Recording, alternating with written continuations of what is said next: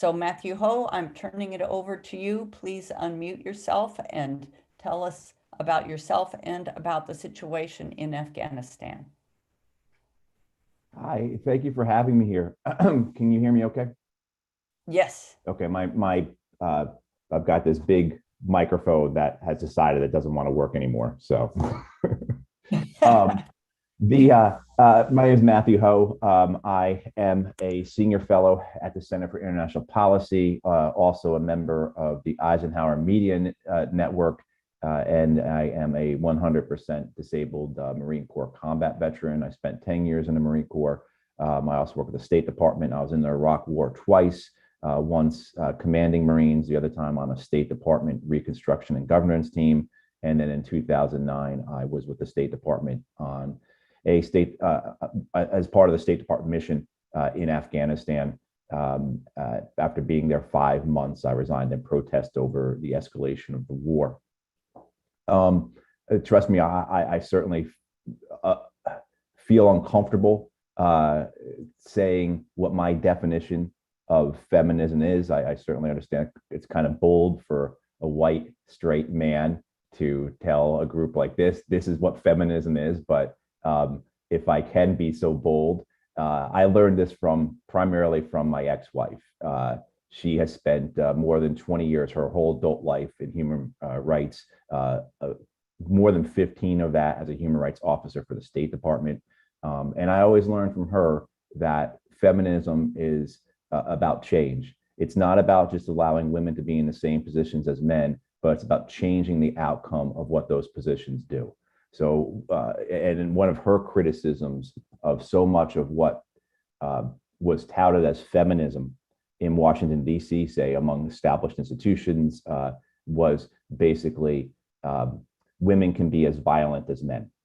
And we've seen that, I think we've seen that where with Joe Biden's administration, say, where you had a celebration that so many women were in positions within the national security community at senior levels as directors and as deputies and such. But no change is delivered. The same violence-based solutions are what are offered. I was in Afghanistan for 5 months, but I was spread across the country at times, and I had a good idea of what was occurring there versus what was being said back home. And during my time in Afghanistan, outside of Kabul, in the 5 provinces I spent my time in, I only ever saw 2 women outside their homes or outside a building, and they were both, of course, in burqas, and they were escorted by a man. Other than that, you never saw women. They were kept away, and these were in the government-controlled, Afghan government-controlled, U.S. and NATO-controlled areas. And in course, the messaging going back to the U.S. was what a difference we were making for the lives of women all throughout Afghanistan. So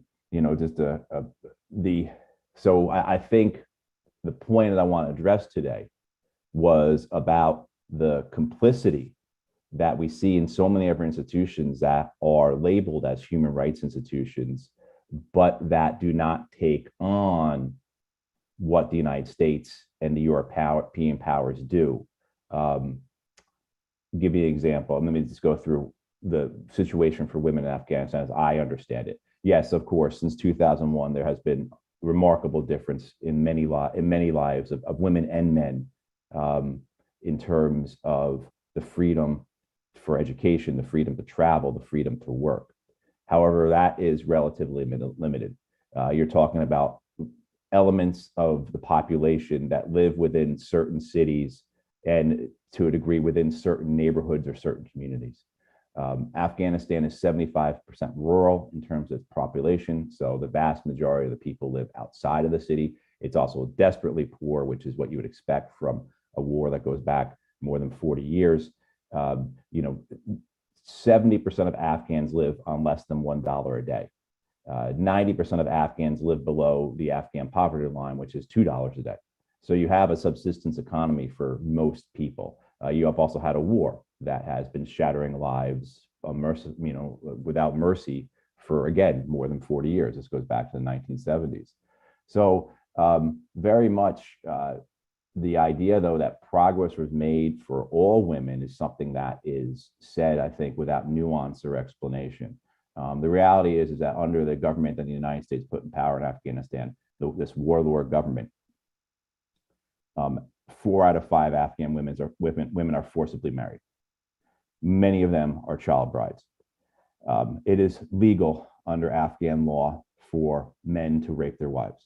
And the biggest reason that women have been in Afghan prisons under the Afghan government were not because they were supporting the Taliban, but because they had committed moral crimes. And just so everyone understands what moral crimes mean, moral crimes are, if you are a woman, you are raped, you are the one put in prison. I mean, this is the reality of what life was like for tens of millions of women in Afghanistan. However, I think what we have seen has been a picture of what life has been like for a lucky segment of the population.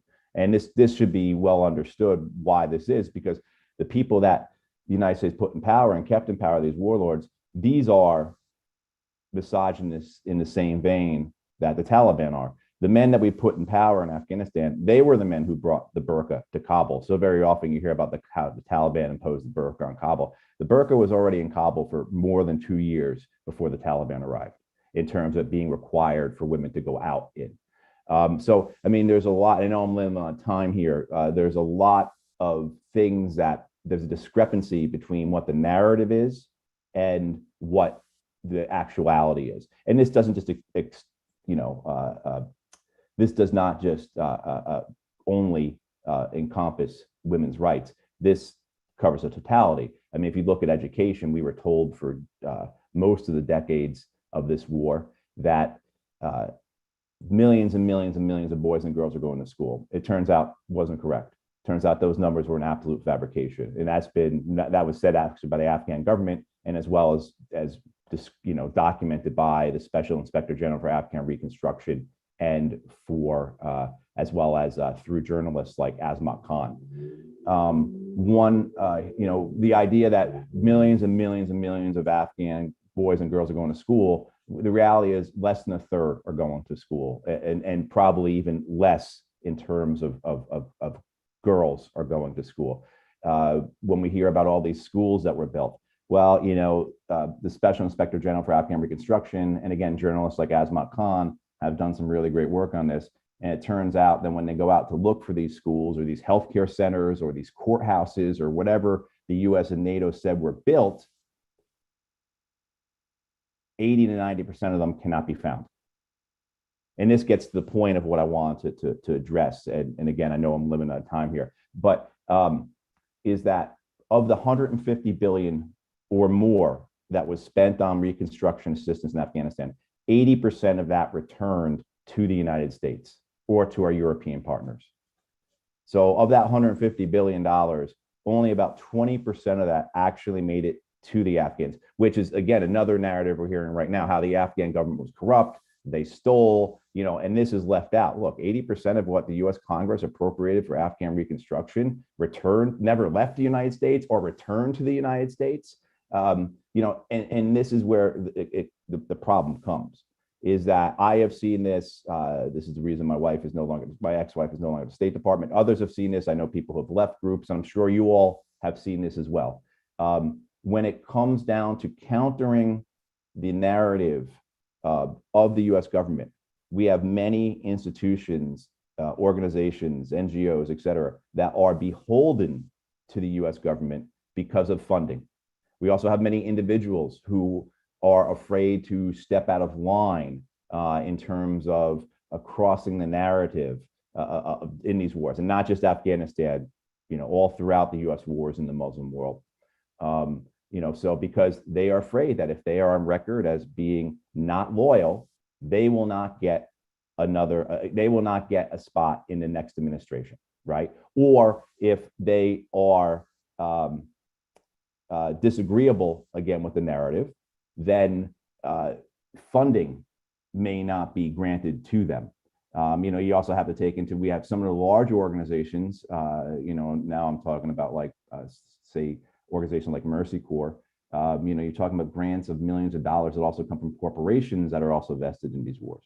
And I will end with the one because I do want to get to have time for questions. I will end with the one story about 2013 or 2012. I had been introduced to someone at Mercy Corps for a possible job in Syria.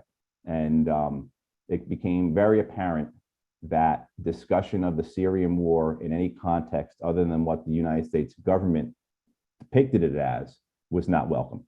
The notion that, as we know now, the US, the Saudis, the Emiratis, the Turks, etc., the Qataris were assisting the jihadist forces in Syria, which is well documented, well understood now. Such, even at that point in 2012, 2013, that was observable, such an expression was basically forbidden. So I think what you have, again, if you're going to have a principled foreign policy, and if we are going to have institutions as the agents of that foreign policy, because that certainly is the way the United States conducts its foreign policy through NGOs and other institutions, then how can that policy be principled when so much of what guides individuals and institutions is their own self-interest? And I think that's where you can see what has happened in Afghanistan, where for 2 decades now, yes, there's been some really great reporting on what's occurred to Afghanistan with the women. There's really been some really great, there are great organizations that are there. There are terrific organizations working with women who've been working with women in Taliban-controlled areas for years now. However, this allows the fact that so many people are not aware of what life was like for the majority of Afghan women. I think that's something that we have to look at and say, how is this possible? How did this support for this government go on for so long without those who were involved in human rights, raising the concerns to the level that we hear now, and we should be hearing now about the Taliban? So I'll end it at that. Yeah, we have time for questions. Thank you. So please put your questions in the chat. We have time for only about 1 or 2 questions. Okay, our question is, in the Code Pink Zoom, you reported that most of the real war in Afghanistan was being conducted in the background by the CIA through separate shifting agreements with tribal warlords. Can you say more about how we can demand accountability for that? Well, I think it's acknowledging how the United States has evolved. People say, will the United States learn its lesson from this war? The United States already has learned its lesson. The United States, over the last decade, starting under Barack Obama's administration, began shifting how it conducts these wars. Remember, Barack Obama comes into office and the United States is actively engaged in 2 wars. By the time he leaves office, the United States is engaged in 7 wars. And actually, as we know from reporting by people like Nick Turse, the people up at Brown University's Cost of War Project, that actually that number is in excess of 15 countries that the United States has engaged in combat in terms of sending our men and women there to kill and to be killed themselves. More than 15. I don't think it, the percentage of people in this country that understand that. But understanding how the United States shifted in its way in terms of conducting these wars, to using CIA, to using special operations forces, to using drones, which are all covert activities. So they are all secret by nature, which means the government doesn't even have to lie about them because they're obligated not to talk about them at all. By using contractors, because contractors are not accountable in the way that the US government is accountable. You can't do a FOIA request on a contractor. There's no congressional oversight on contractors, et cetera, et cetera. The only way you find out information about a contractor is if somebody leaks it, talks about it, but 2 is if somebody subpoenas them, and then you get in the whole issue, as I'm sure many of you are aware, in terms of challenging US foreign policies, in terms of challenging any issues, even challenging, say, government surveillance, you have to show that you have standing. So the contractors are really an effective means for the US government to carry out things without having any oversight, any visibility, keeping it hidden. And then the third way is proxy forces. Proxy forces do the bulk of the fighting now for the United States. I mean, 99% of the fighting, probably more. This keeps casualties off of the radar of the public, the media, politicians, et cetera. You can label these wars that the United States are in because, again, it's just the black and the brown people dying in these wars. As you've all heard it before, right? Oh, they've been killing each other forever. I mean, so that kind, so what we've seen is that transition to a style of warfare that allows for these wars to continue hidden, right? And the costs seem as if they are not just minimal, but zero. And I'm afraid we all already need to wrap up.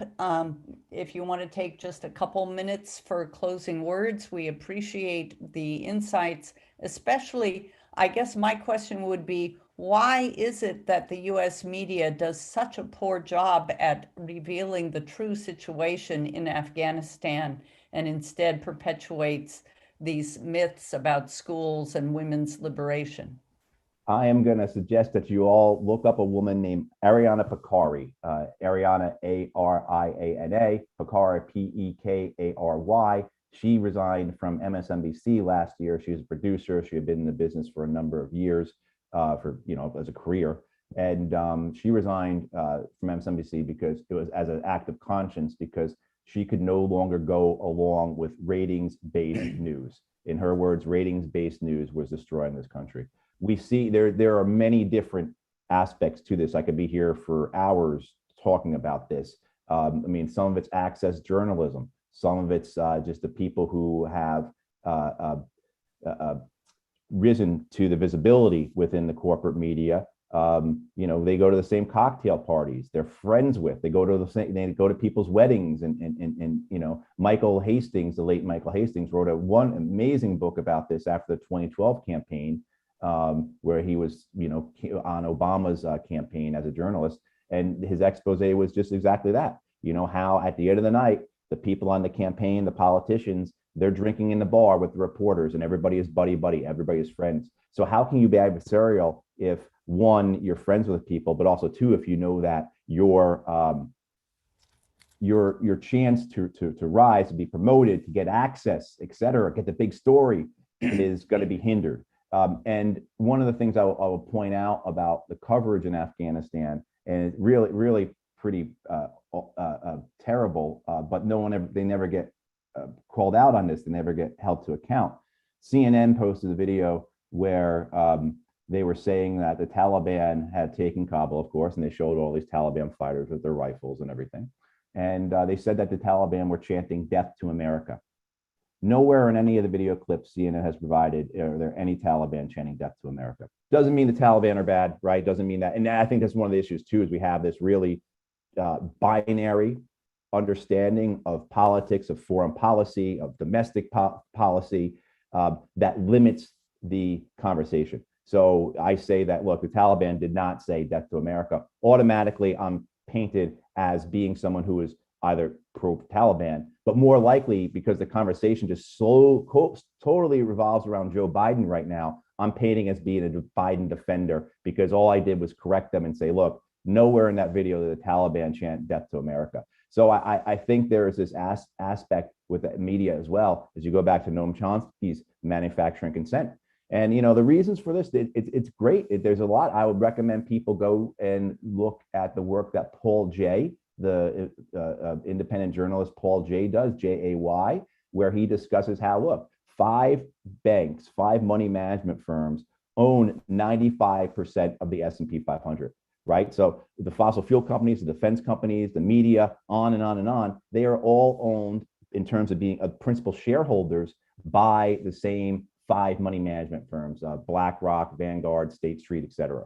So I think there's a lot to it. And I think it's the other thing too, is that they don't talk about it. And I'll wrap up with this. There's just in the United States still, more Americans get their news from the network nightly news, ABC, CBS, NBC, than any other source, by far. By far. The opinion shows on the cable networks get a lot of viewership. The Rachel Maddow's, the Sean Hannity's, et cetera.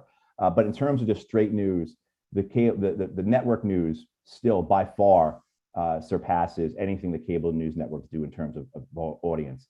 And in 2020, out of 14,000 minutes of nightly network news coverage throughout the year, only 5 minutes of that 14,000 minutes was devoted to Afghanistan. So it's not even a question of the coverage being incorrect or misinforming or adjusted to fit a narrative, but it's also too, it's just not there a lot of the times.